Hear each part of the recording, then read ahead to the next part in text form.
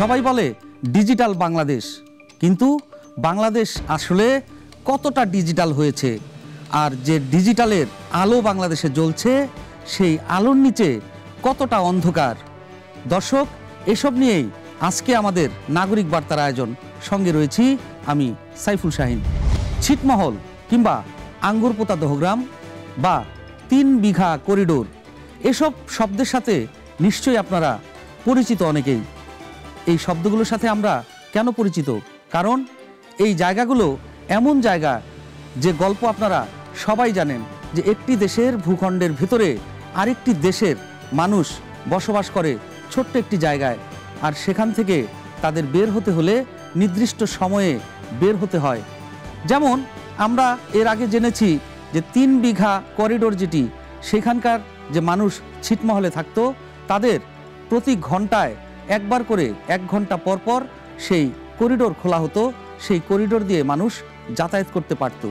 যদিও এখন 24 ঘন্টার জন্য সেই করিডোর খুলে দেওয়া হয়েছে, কিন্তু আমাদের এই বাংলাদেশে খোদ রাজধানীর শহরতলিতে, একদম রাজধানীর সাথেই পাশেই কোনো একটি জায়গা যদি এমন হয় যে সারাদিন মানুষ যাতায়াত করে একটি জায়গা দিয়ে, আবার রাতের বেলা সেই যাতায়াতের জায়গাটি বন্ধ হয়ে যায়, তাহলে আপনারা কি মনে করবেন? তাকে কি বলবেন? এটি আবার কোন ছিটমহল? আজ আমরা তেমন একটি জায়গার কথা বলবো।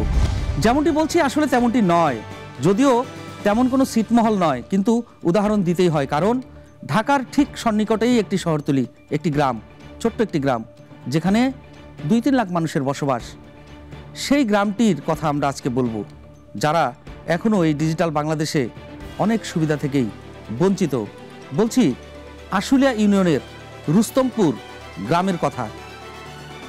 আমরা যে রুস্তমপুরের কথা বলছি, সেই রুস্তমপুরটি হচ্ছে ঢাকার উত্তরার পাশ দিয়ে যে তুরাগ নদী বয়ে গেছে, সেই তুরাগ নদীর পাশেই, ওই পারেই হচ্ছে আশুলিয়া ইউনিয়ন।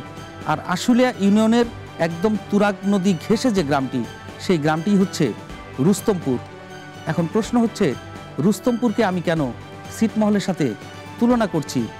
ঢাকার এত কাছের একটি জায়গা, কেন সেটি ছিটমহল হবে? সেটির একটি কারণ, ঢাকার সাথে রুস্তমপুরের যোগাযোগ ব্যবস্থার কোনো ভালো উপায় নেই।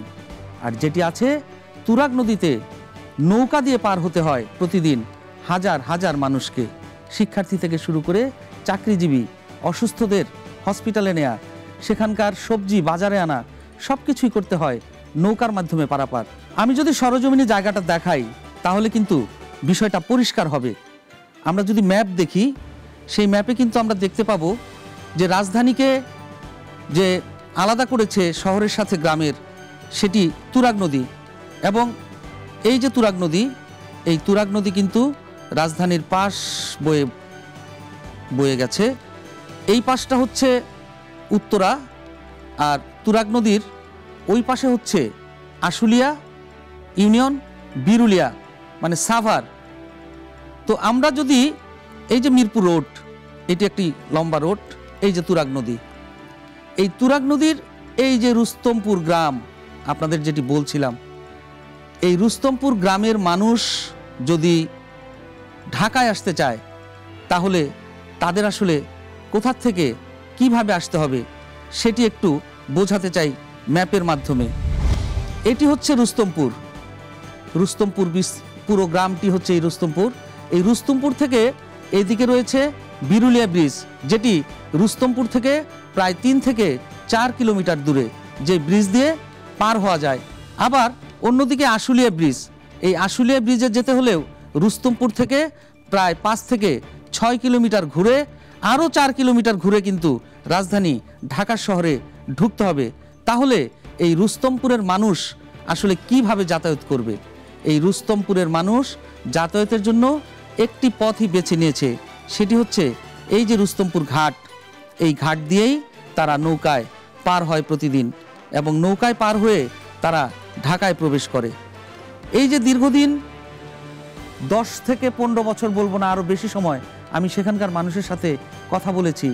দীর্ঘদিন তারা এইভাবে নৌকায় পারাপার করছে, তাদের মানুষ, তাদের মালামাল, তাদের ব্যবসা বাণিজ্য সব কিছুই নৌকার মাধ্যমে হচ্ছে। আর সবচেয়ে বড় কথা, রাত 11টার পরে কিন্তু সেখানে আর কোনো নৌকা থাকে না। যখন নৌকা থাকে না তখন মানুষ কিভাবে পার হবে? একজন মানুষ যখন অসুস্থ হবে, জরুরি ভিত্তিতে তার স্বাস্থ্যসেবার প্রয়োজন, তখন সেই মানুষ কোথায় যাবে? সেই বিরুলিয়া ব্রিজ হয়ে যদি সে আসতে চায় ঢাকায়, অনেক সময়ের ব্যাপার। সেই আশুলিয়া দিয়ে আসতে চাইলেও অনেক সময়ের ব্যাপার। অথচ ছোট্ট একটু জায়গা, সে যদি পারাপারের কোনো সুন্দর বন্দোবস্ত পেত, যদি সেখানে একটি সেতু থাকতো, তাহলে এই মানুষগুলো এই ভোগান্তি আর হতো না। আমরা সেই এলাকার মানুষের সাথে কথা বলেছিলাম যে আসলে তারা কিভাবে যাতায়াত করছে, কেন সেখানে একটি সেতু দরকার মনে করছে তারা কতটা ভোগান্তিতে রয়েছে, তাদের সাথে আমরা কথা বলেছিলাম। একটু শুনে আসি। নৌকা ছাড়া এই অঞ্চলের মানুষ পারাপার হইতে পারে না। আবার বর্ষার দিনে আরও সমস্যা, পানি একবার উপর পর্যন্ত উঠে মানুষজন এই নৌকা দিয়ে পারাপার হইতে অনেক সময় দুর্ঘটনা ঘটতে পারে। এখানে একটা ব্রিজ একেবারে মানে অত্যাবশ্যকীয় হয়ে গেছে, একটা ব্রিজ প্রয়োজনীয় এই অঞ্চলের মানুষের জন্য। লক্ষ লক্ষ মানুষ যাতায়াত করতে পারতেছে না। বিরুলিয়া ব্রিজ পার হইতে গেলে এখানে 100 টাকা দূরে অটোরিকশা ভাড়া দিয়ে তারপরে বিরুলিয়া ব্রিজ ইউজ করা লাগবে। এখান দিয়ে পারাপারটা অনেক কষ্ট, যাত্রীর ভিড় অনেকক্ষণ দাঁড়ায় থাকতে হয়, নয়তো ওদিক দিয়ে ঘুরে যেতে হয়, আশুলিয়া দিয়ে নয়তো আটকান দিয়ে। অনেক সমস্যা ব্রিজটার জন্য আমাদের। ব্রিজটা হইলে আমাদের এলাকার সবারই খুব সুবিধা হয়, চলাফেরা যাতায়াত। এদিক দিয়ে ওই কাঁচামাল নিয়ে যাওয়া আসা, আমাদের দোকানের মাল সামানা নিয়ে যাওয়া আসা অনেক কষ্ট। এই যাতায়াতে তো অনেক অসুবিধা। বর্ষাকাল আসলে মানুষজন নৌকাদা পার হইতে অনেক সমস্যা। ঝড় বৃষ্টি হলে নৌকা উল্টে যায়, মানুষ মাঝে মাঝে মারাও যায়। এখানে আমাদের 8-10টা গ্রামের মানুষ জীবনের ঝুঁকি নিয়ে আমরা প্রতিনিয়ত নদী পারাপার হয়ে একবার অতি নিকটে হইতেছে যে ঢাকা সিটিতে আমরা হইতেছে চলাচল করি। এইখানে বেশ কিছু স্কুল কলেজ আছে, শিক্ষার্থীরা আইতেছে যাচ্ছে। দেখা গেছে যে কোনো সময় একটা দুর্ঘটনা ঘটে গেলে এর দায়িত্বটা আমি মনে করি যে এইটা ঊর্ধ্বতন প্রশাসনের বা হইতেছে কর্তৃপক্ষের একটা হইতেছে যে এইটা তারা এড়াইতে পারবে না। আজ কত বছর ধরে ব্রিজ হবে বলে তারপরেও কোনো খোঁজ নাই। এই আশাই থাকি যে কবে ব্রিজ হবে। এই পাশে মনে করেন যাওয়া আসা খুবই কষ্ট, মানুষের ভোগান্তি। একটু ব্রিজটা হলে এই যে অত্র এলাকার লোকজনের খুবই ভালো হয়। রাতুলি পার আরও সমস্যা হয়, নৌকা থাকে না, মানে অনেক বিভ্রান্তির সৃষ্টি করা। কিন্তু এই ব্রিজটা হলে পরে অনেক দিন ধরে হচ্ছে না। এই শুনি যে আমিন মোহাম্মদে বাধা দিচ্ছে, অমুকে বাধা দিচ্ছে, ওই বিশ্বাসী ব্রিজ হচ্ছে না এই কারণের জন্য। কিন্তু বিভিন্ন লোকের কারণের জন্য আমাকে ব্রিজটা হচ্ছে না এখানে, কিন্তু হইলে পারে আমাদের জন্য ভালো। আমরা শুনলাম সেখানকার মানুষ কি বলছে, এবং আপনারাও নিশ্চয়ই দেখলেন যে কত মানুষ প্রতিদিন এখান দিয়ে যাতায়াত করে, নৌকায় তারা পার হয়। কিন্তু এতদিনেও এত মানুষ এখানে থাকে, অনেক সরকার এসেছে, সেখানকার জনপ্রতিনিধি আছে, কেন এই সেতুটি হচ্ছে না বা হলো না সেটি নিয়ে আমরা কথা বলেছিলাম। এলাকার যারা স্থানীয় মুরব্বি এবং স্থানীয় জনপ্রতিনিধি, তাদের সাথেও আমরা কথা বলেছি। তারা বিষয়টি কিভাবে দেখছে বা তারা কি বলছে সেটি আমরা দেখে আসতে পারি। অত্যন্ত গুরুত্বপূর্ণ জায়গা এটা। এইখান থেকে প্রতিদিন হাজার হাজার কৃষক তাদের ফসল নিয়ে বিক্রি করে, টাকা বিক্রি করে, এবং এলাকার ছাত্রছাত্রীরা আমার এইখানে উত্তরায় লেখাপড়া করে, তাদের জন্য খুব অসুবিধা হয়। বেশ বর্ষাকালে তো মানে ভয়ের মধ্যে সবাই থাকে যে আমাদের এই নৌকা ডুবে বলে যে গেলো এরকম ভয় থাকে থাকে। এটা আমাদের খুবই দরকারি যে ব্রিজ দরকার। বিভিন্ন সময় পদক্ষেপ নেওয়া হয়েছে, অনেক সময় এটার মাপজোপ করা হয়েছে, কিন্তু এটা কোনো কার্যকারিতা হয় নাই। কেন হয় নাই? বিগত অতীতের সরকার এটা করতে পারে নাই। ওই যে আমিন মোহাম্মদ ওই পাশে আছে না, উনি তো প্রভাবশালী লোক। তো আমরা শুনছি উনি কয়েক কোটি টাকা দিয়েছে যাতে ব্রিজটা এইখানটা না হয় ওইখানটা হয়। এলো কথা। তা আমরা চাইতেছি আমাদের এইখানটা ব্রিজটা হোক, আমাদের বহু উপকার হবে। এখানে অর্থনৈতিক বিষয়টা জড়িত, মানুষের সময়ের বিষয়টা জড়িত, মানুষের প্রয়োজন বিষয়টা জড়িত। অনেকে হয়তো দেখা গেলো যে রুগী নিয়ে আসতেছেন, তারা এখানে অপেক্ষা করতে হইতেছে বা এই সময় তারা কাভার করতে পারতেছেন না। এই বিষয়গুলো খুবই প্রয়োজনীয়। তো এখানে মানুষের প্রয়োজন যেটা এবং মানুষ যে ভুক্তভোগী, এটা কিন্তু একদিনের না, দীর্ঘ বছর ধরে চলে আসতেছে। এটা নিয়ে সরকারের কোনো পক্ষ থেকে এ পর্যন্ত কোনো কার্যকরী কোনো পদক্ষেপ গ্রহণ করা হয় নাই। 8-10টা গ্রামের মানুষ এখান থেকে যাতায়াত করতে হয়। দেখা যাচ্ছে যে একটু রাত্র হলে আমরা পার হইতে পারি না, রোগী আসলে রোগী নিয়ে আমরা যেতে পারি না, তাড়াতাড়ি আসলে তো ঘুরে যেতে হয় না, বিরুলিয়াতে ঘুরে যেতে হয়। মানে আমাদের অনেক কষ্ট হয় এলাকার। স্কুল কলেজের স্টুডেন্টরা সব ড্যাফোডিলের বেশিরভাগ স্টুডেন্ট এখান থেকে পারাপার হয়। মানে এখান থেকে যদি একটা ব্রিজ হয়, এই এলাকার জন্য এবং সরকারের জন্য খুব ভালো। আমরা তো মানুষের কথা শুনলাম, সেখানকার মানুষ যেটি বললেন যে ইতিপূর্বেও এখানে সেতু হওয়ার কথা ছিল, সেখানে সয়েল টেস্ট হয়েছিল, মাপামাপিও হয়েছিল, সবাই আশায় বুক বেঁধেছিল যে এখানে একটি সেতু হবে, মানুষ গাড়ি নিয়ে পারাপার হবে, রুস্তমপুর থেকে ঢাকায় আসবে গাড়ি নিয়ে, ঢাকা থেকে মানুষ রুস্তমপুরে যাবে গাড়ি নিয়ে, কিন্তু সেটি আজও হয়নি। রুস্তমপুর গ্রামের দুই পাশে কিন্তু রয়েছে দুটি বড় বড় হাউজিং কোম্পানি, একটি বিশ্বাস বিল্ডার্স, আরেকটি আমিন মোহাম্মদ গ্রুপ। তাদেরও কিন্তু শত শত গ্রাহক তাদের কাছ থেকে প্লট কিনেছে, সেখানে তারা বাড়ি করবে, তারা থাকবে, গড়ে উঠবে বড় ধরনের শহর, সেখানে হাউজিং হবে, সেখানে স্কুল থাকবে, সেখানে হসপিটাল থাকবে। এই মানুষগুলো আসলে কিভাবে যাতায়াত করবে সেটাও কিন্তু প্রশ্ন।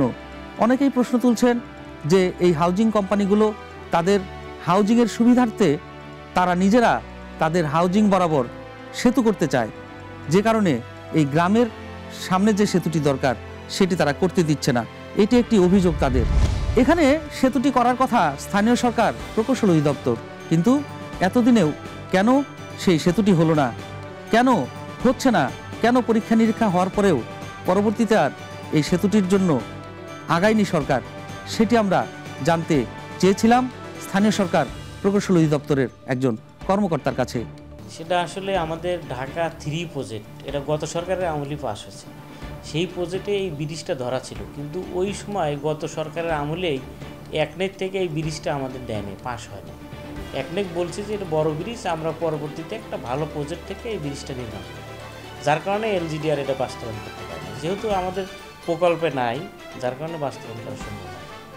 সরকার তো বলছে তাদের মতো করে এই কথা, তারা বলছে যে পরবর্তীতে সুযোগ হলে সেতুটি হবে, কিন্তু আসলে সেতুটি এখানে কতটা প্রয়োজন সেটাও তো ভাববার বিষয়। শহর কিংবা শহরতলি এসব নিয়ে যারা কাজ করে তারাই কিন্তু নগর পরিকল্পনাবিদ। আমরা এসব বিষয় নিয়ে কিন্তু নগর পরিকল্পনাবিদদের সাথেও কথা বলেছি, সেসব শুনবো। নিচ্ছি ছোট্ট একটি বিরতি, ফিরছি কিছুক্ষণ পর।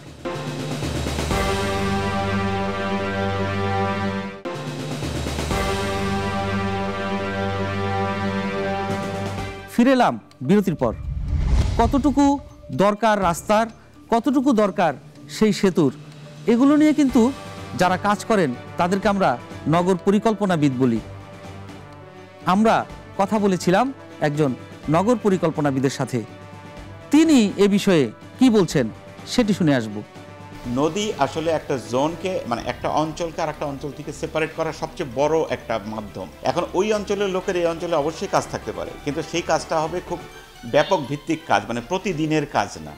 তার প্রতিদিনের কাজ তার এলাকায় যদি আমি সেরে দিই তাহলে তার মোবিলিটি কম হবে, তার মোবিলিটি কম হলে আমার যানজট কম হবে। ঢাকা শহরের সমস্ত যানজটের গোড়ায় কিন্তু এই ঘটনাটা আছে যে আমরা এলাকা ভিত্তিক সলিউশনগুলো করি নাই, সেই জন্য আমরা এক জায়গায় মানুষ আরেক জায়গায় চলে যাচ্ছি কাজের জন্য, অন্য জায়গায় চলে যাচ্ছি, ফিরে আসছি, ইত্যাদি হচ্ছে।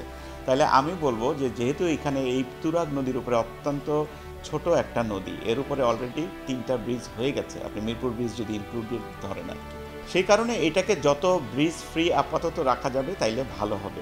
বড় করে তাকিয়ে দেখি তাহলে আমরা সলিউশনগুলোকে কারেক্টলি করতে পারবো, যেটাকে আমরা সাস্টেনেবল বলি। আর ছোট করে দেখলে যেটা হয় কি যে আমার ইমিডিয়েট প্রবলেমটা আমরা সলভ করি আর একটা প্রবলেমের জন্ম হয়। যেভাবে আমরা ধরেন হঠাৎ করে আমাদের একটু মাথা ব্যথা করলো, আমরা একটা ওষুধ খেলাম, তখন আমরা ডাক্তারের কাছে যে দেখলাম এই ওষুধ খাওয়ার কারণে আমার হার্টে প্রবলেম হয়েছে বা অন্য কিছু হয়েছে, মানে বড় প্রবলেম তৈরি হয়ে গেছে। তো ওইভাবে যদি আমরা না যাই তাহলে ব্যাপকভাবে যাওয়ার জন্য বিশেষজ্ঞ লোকের কাছে যাওয়া উচিত, এবং সেই জিনিসটা আনফর্চুনেটলি এখন পর্যন্ত সেইভাবে নজরে আসছে না। আমরা সবাই বলছি ঢাকা প্ল্যান করে ফেলবো সারা বাংলাদেশ ইত্যাদি, প্ল্যানিংয়ের লোকদেরকে কোথাও আপনি পাবেন না, কেননা তাদের জন্য কোনো চেয়ার তৈরিই করা হয়নি। ওই এলাকাটাকে ধরে আমাকে দেখতে হবে পপুলেশন কত আছে এবং ওখানে পপুলেশন প্রেশার কত এবং ওটা কতটুকু নিতে পারে। একটা হচ্ছে আপনার ধরেন আমার একটা খাবার খেতে খুবই ভালো লাগে, কিন্তু ওই পরিমাণ তো আমার পেটে জায়গা হতে হবে। তো সেইভাবে ওই জায়গাটার কতটুকু ক্যাপাসিটি আছে সেটাকে ধরে তাদের বাসযোগ্যতাটাকে ক্যাপাসিটিটার সাথে কম্বাইন করে আমরা যদি করি তাহলে পরে ঢাকার মতো ওই জায়গাটা আর অবাসযোগ্য হবে না। অবাসযোগ্য না হয় সেটাকে তো ঠিক করতে হবে, তাহলে তো আমার বাচ্চা তো মানুষ হবে না।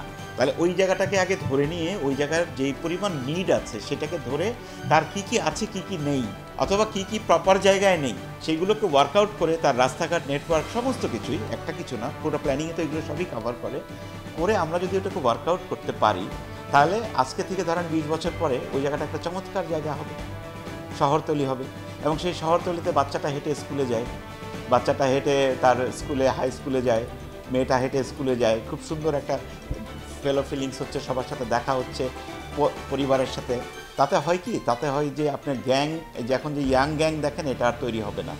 কেন যেই বাচ্চাগুলোর সাথে আপনি বড় হচ্ছেন, একসাথে বড় হয়ে হেঁটে হেঁটে আপনি ওই বাচ্চাকে চেনেন, ওই বাচ্চাকে আপনি ছুরি ধরতে পারবেন না। আপনি যেই আঙ্কেলটাকে সালাম দিয়ে বড় হয়েছেন, ওই আঙ্কেলটাকে আপনি ছুরি ধরতে পারবেন না। তো আমাদের এখানে সমস্যাটা হয়ে গেছে, আমাদের সেই সোশ্যাল যে আমাদের যে বেড়ে ওঠাটা, ওইটা ধ্বংস করে ফেলেছি আমরা, খালি বিল্ডিংই বানাচ্ছি, একদিকে তাকায় আছে আরও কত লোক কাটাতে পারি, আরও কত লোক কাটাতে পারি, কিন্তু সেই লোকটা কি মানুষ হবে নাকি মানুষ হবে না, সেটা ছিল আমার প্রায়োরিটি রিকোয়ারমেন্ট। এটা আমার মানুষের জন্য করেছিলাম আবাসন, কিন্তু আবাসনটা করার জন্য তো মানুষ না। তো এই জায়গাগুলোতে পুরো জায়গাতে বেসিক্স উল্টায় গেছে। সেই জায়গাগুলোতে যদি আমরা ফিরে আসি, তাহলে আপনি আমি আমাদের মতো, আমরা ছোটোবেলায় যেভাবে বড় হয়েছি আমাদের বাচ্চারা সেভাবে বড় হবে। আনফর্চুনেটলি আমরা সেই জায়গাটা নষ্ট করে ফেলেছি। যতটুকু নষ্ট হয়েছে ওটুকু হয়েছে, হয়তো যতটুকু পারি ভালো করব, কিন্তু ভবিষ্যতে যেন আর কোনো জায়গা নষ্ট না হয়। সিউল মানে হচ্ছে কোরিয়া, যে ওদের যে শহর ছিল ওখানে ওরা অনেকগুলো ব্রিজ ভেঙে ফেলেছে, এবং অনেক তারাও কিন্তু আপনি জানেন যে তারা অত মানবিক মানুষ না, আমরা তাদেরকে এভাবে জানি জেনারেলি, কিন্তু তাদের বাচ্চাদের জন্য কিন্তু তারা ওভাবেই মানবিক। শহরকে ডেভেলপ করার সময় তারা এই জায়গাগুলো ভুল করেছিল, আমাদের মতোই ভুল করেছিল, আমাদেরও সেই সময় চলে আসছে।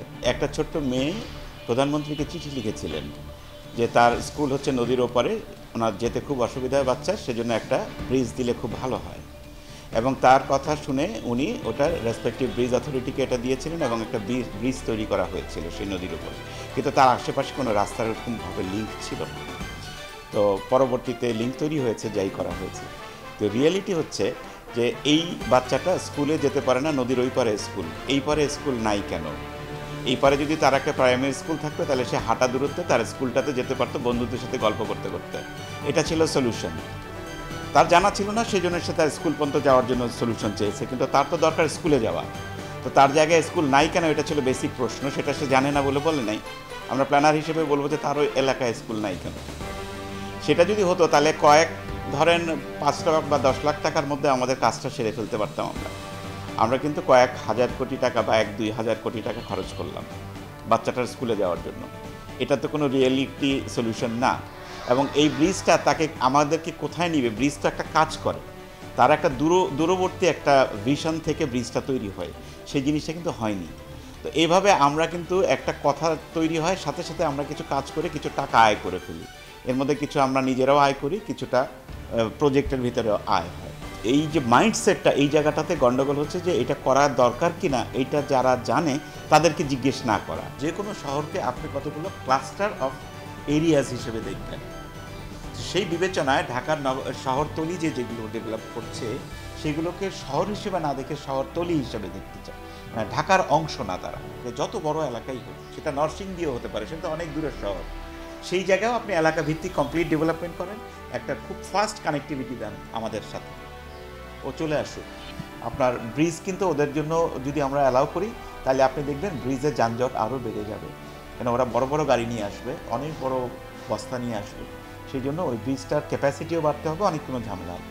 তো সেই কারণে আমি মনে করি যে আপনার প্রত্যেকটা এলাকাকে ধরে ধরে, আমরা এটাকে অ্যাকশন প্ল্যান বলি আমাদের ভাষায়। অ্যাকশন প্ল্যান হচ্ছে যেই প্ল্যানটা করার পরে সেটা বানানো হবে, মানে প্ল্যান করে পরে থাকবে না ঢাকার মতো।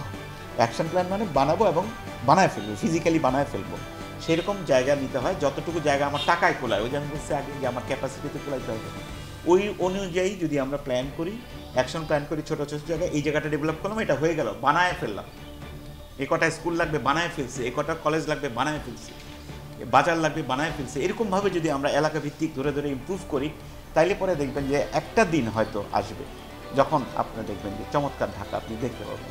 এখন এটা আমরা দেখতে পাচ্ছি না, কারণ আমরা ওই দিকে ভাবছি না।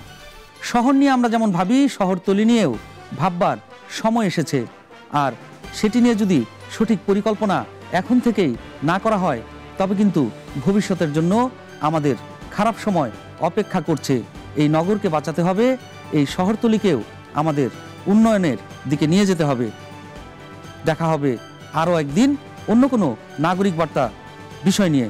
সে পর্যন্ত সবাই ভালো থাকুন, সুস্থ থাকুন। আল্লাহ হাফেজ।